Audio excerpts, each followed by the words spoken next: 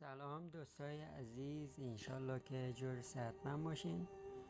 دوستای عزیز، امروز باز با یک ویدیو از برنامه 511 در خدمت شما هستیم. امروز میریم بسته اینترنت شبکه روشن را فعال کنیم. روی فروشگاه رو میزنیم، بسته اینترنت افغانستان رو انتخاب میکنیم. اینجا شماره موبایل شبکه را انتخاب میکنیم، مثلا روشن. مشاهده سبد محصول.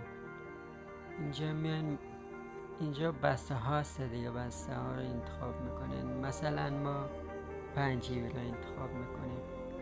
اینجا شماره موبایلی که میخوایم بسته فعال بشه بندازیم داخلش.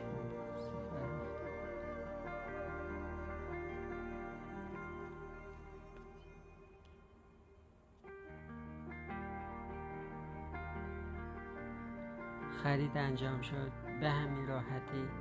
اینم فاکتور شما، میتونین اشتراک گذاری کنین، اسکرین شات بگیرین، به همین راحتی فعال شد بسته شما.